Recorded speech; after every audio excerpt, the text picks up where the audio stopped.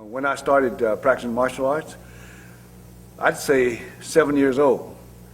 And the reason is that was first day of school, because I came from China on May the 1st, 1934, and I was 5 years old. And my father held me out until I was 7 to go to school because I couldn't speak English. So on first day of school, all the hillbillies, I was the only colored person in the school, because here's Widener, Arkansas, with a population of 95 people, and they start gathering around me singing a song. And I said, oh wow, I'm really popular. So when I got home, my father said, how was school? I said, great, everybody loved me. They sang to me. He said, what did they sing? I said, Ching Chong Chinaman.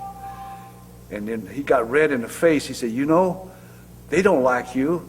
They are demeaning your race. I said, oh really? So I went back to school next day, and the teacher called us to have a little softball game, you know, for recess.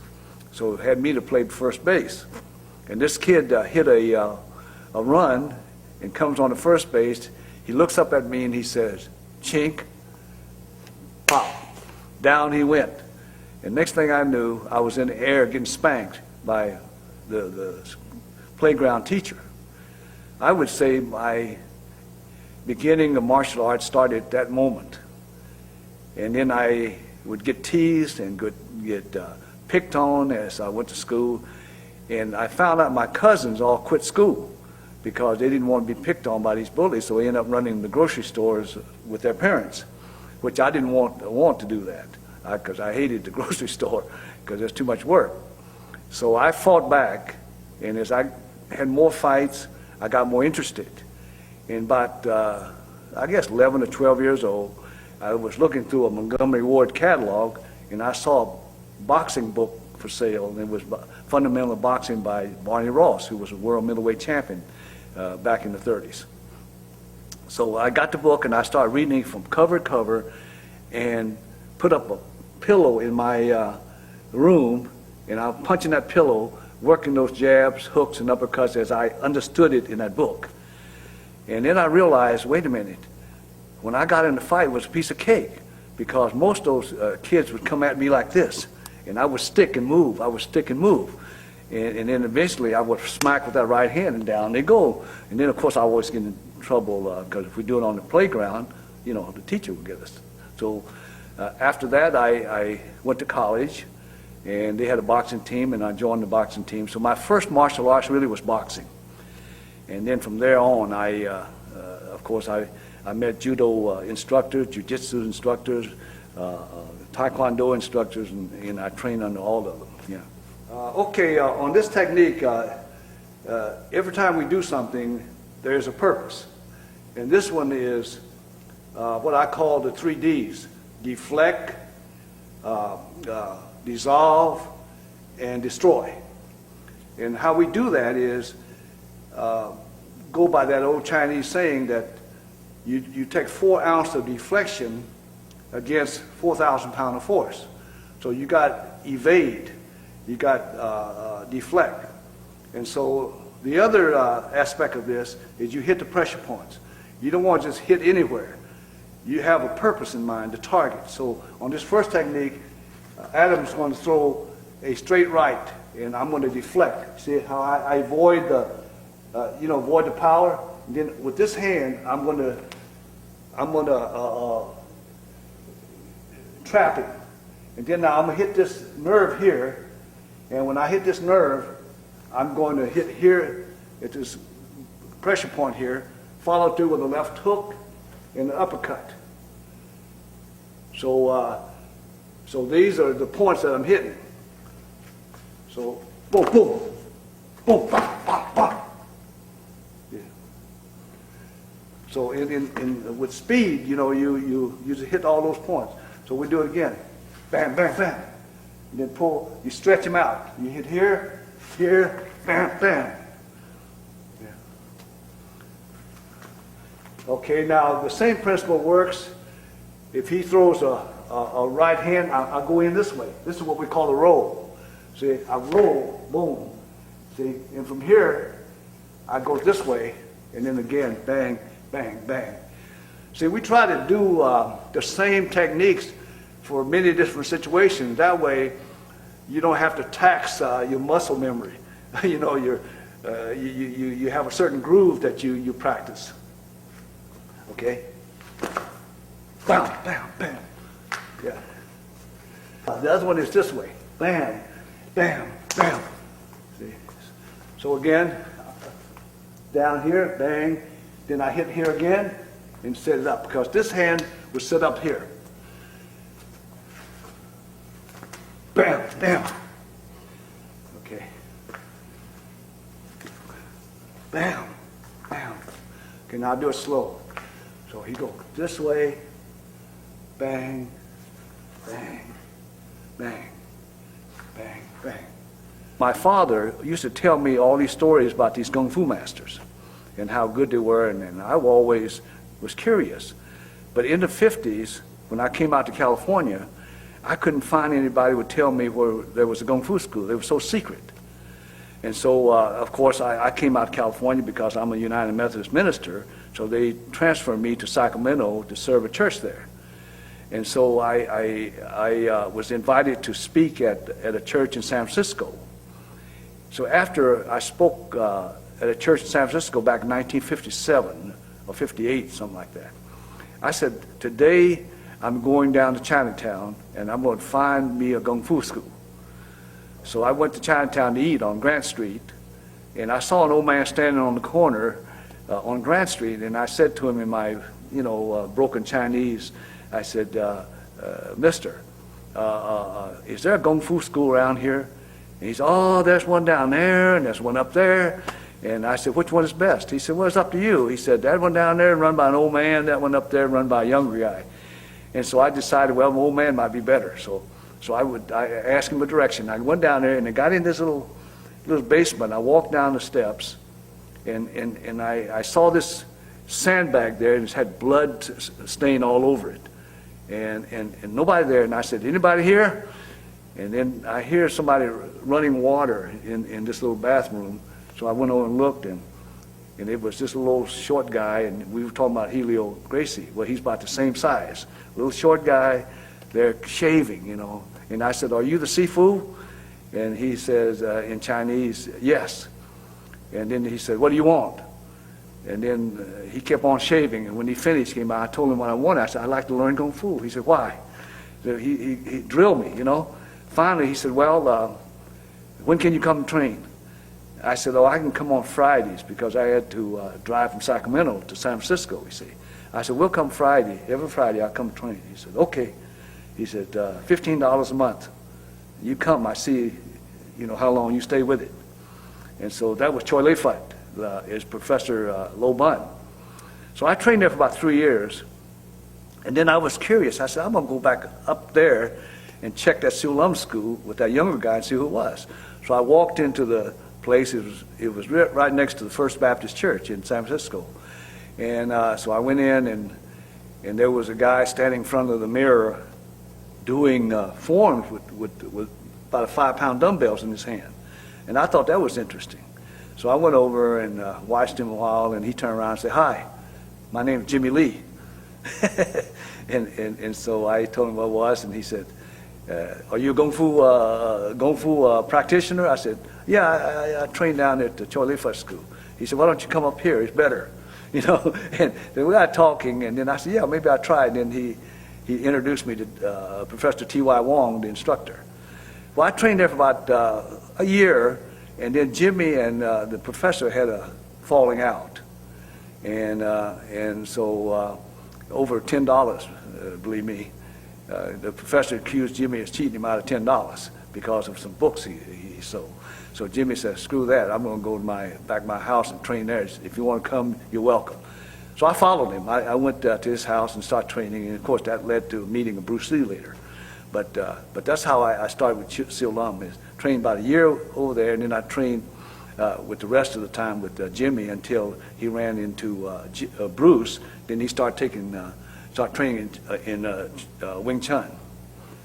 Okay, the next one he's going to swing the right hand. I'm going to deflect. See, I don't block out. I deflect. And then soon I deflect, I said, bang, here. Hit here, bang, bang. Yeah. So, bang, bang, bang. Yeah.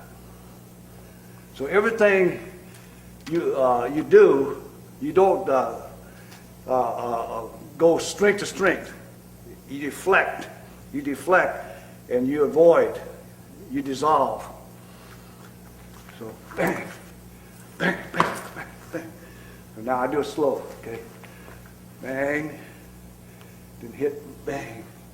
Then as soon as you touch, you just go this way, here. Yeah. Well, what happened was when I first met Bruce, he was more Wing Chun oriented. And he modified it a little bit because he's always wanted to work outside of the box. And but I always stuck to my boxing roots. But what I learned from Wing Chun, I couldn't do the traditional Wing Chun because I felt it's too stilted, and it's all forward blast.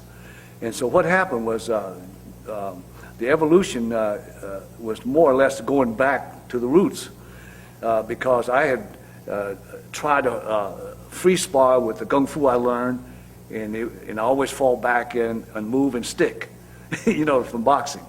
And then I learned Taekwondo, and I tried that, but the kick worked, but I had to, you know, refine that till it worked. And then when I met Bruce, then I tried the Wing Chun thing, the forward blast, and I got in trouble. I said, no, you just can't come straight in on somebody because I sidestep and hook you, and you're in trouble. And so, but the evolution came, and the validation that I should go back to the boxing route was when Bruce got into a fight with a guy named Wong Mun.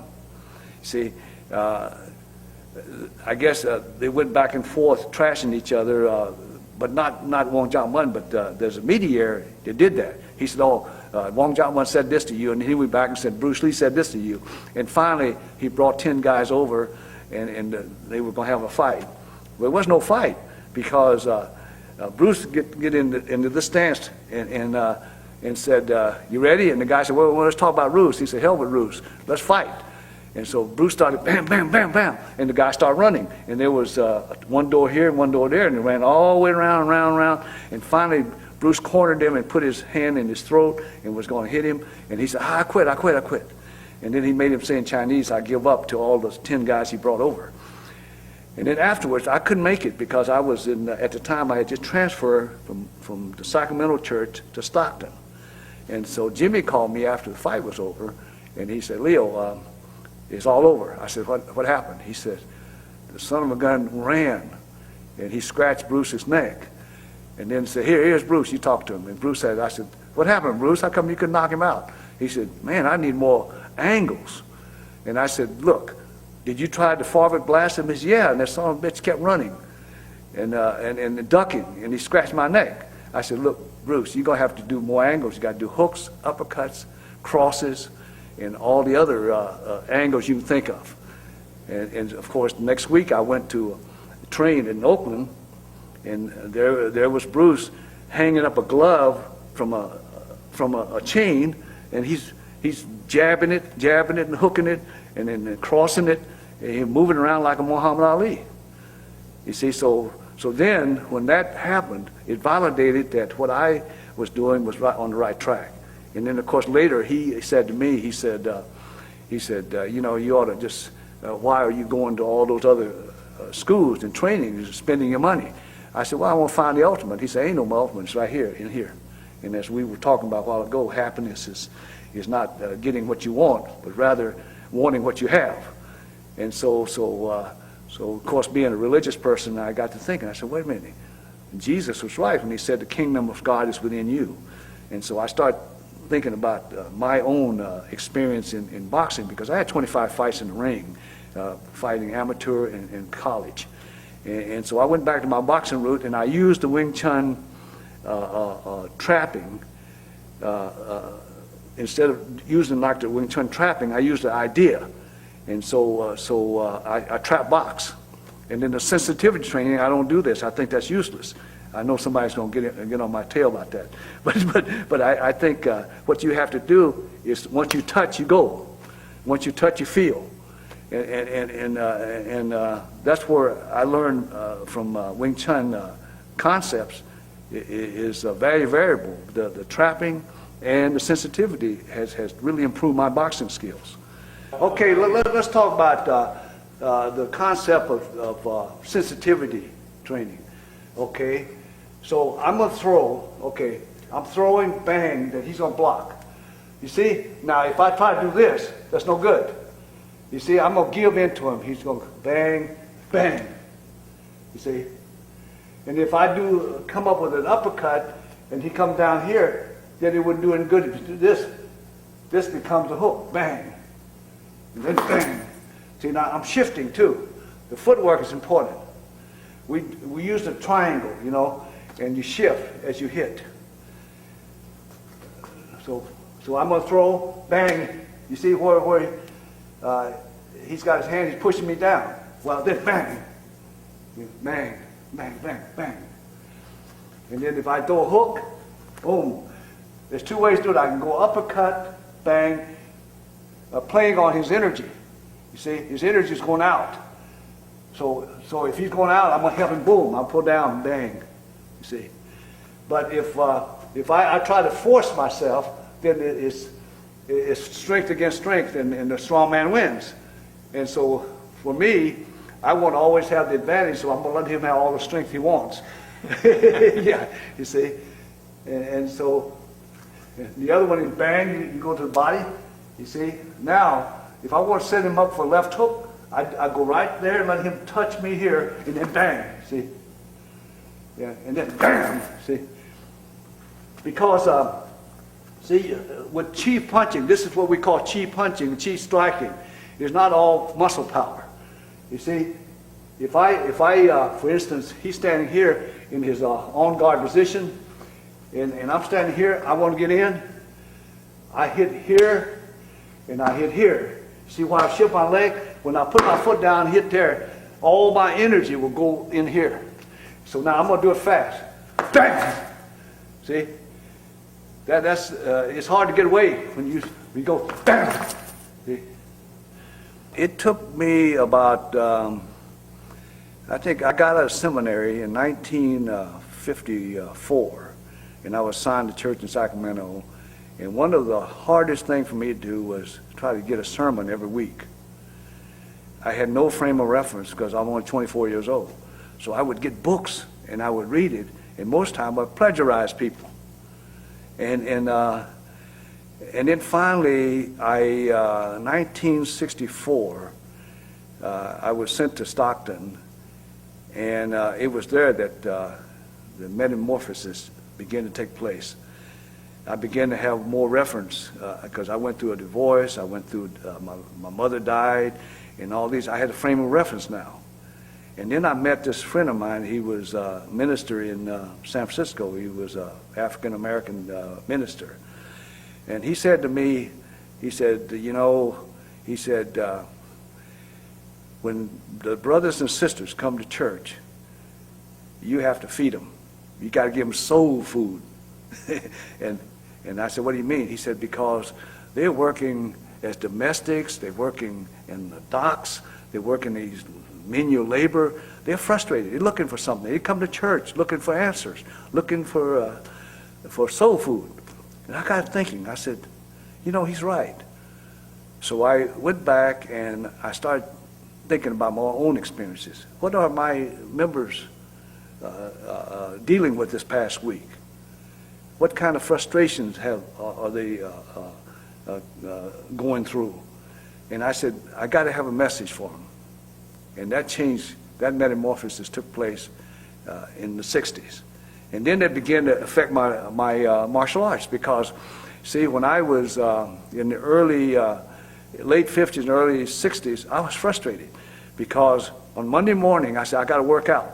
So I go to the gym and lift weights for 3 hours, heavy stuff.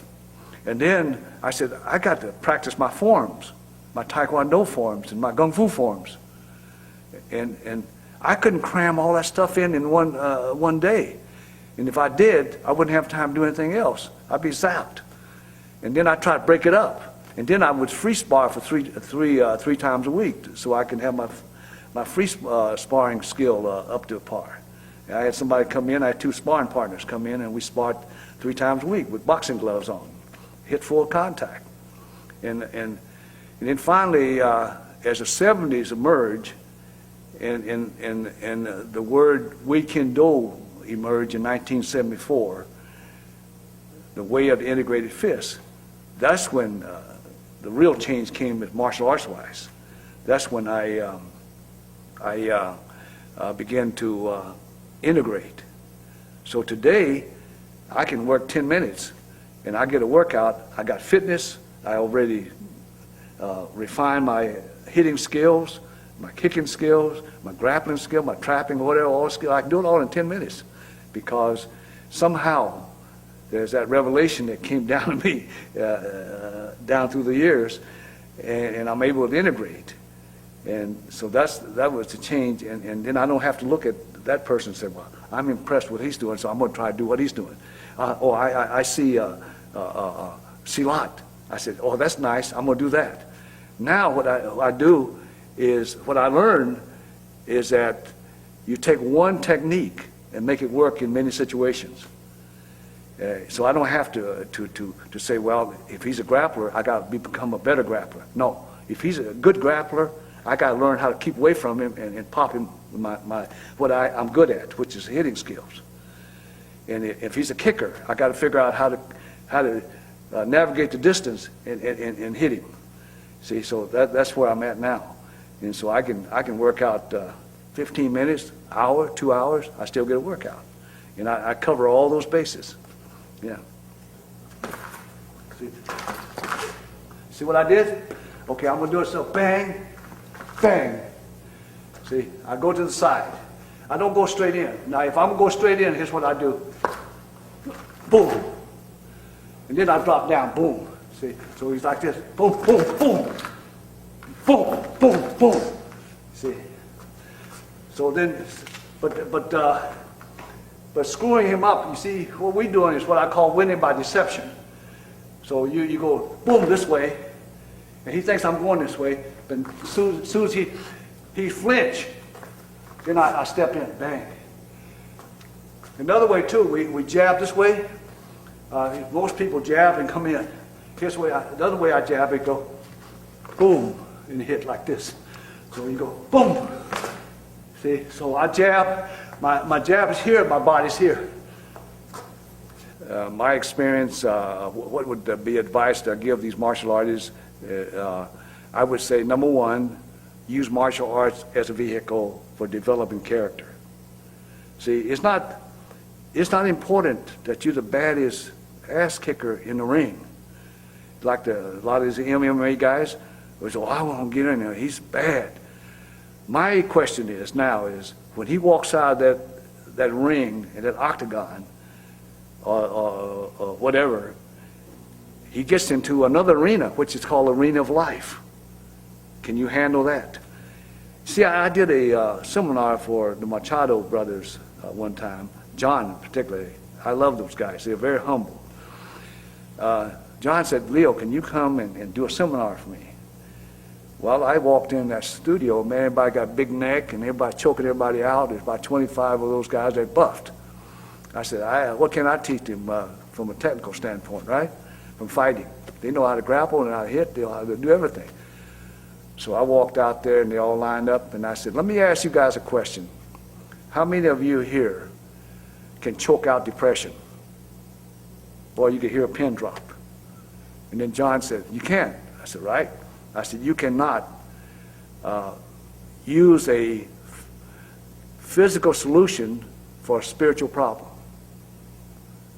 And so the bottom line is, you got to use the vehicle of martial arts, as a vehicle to develop inner strength and character.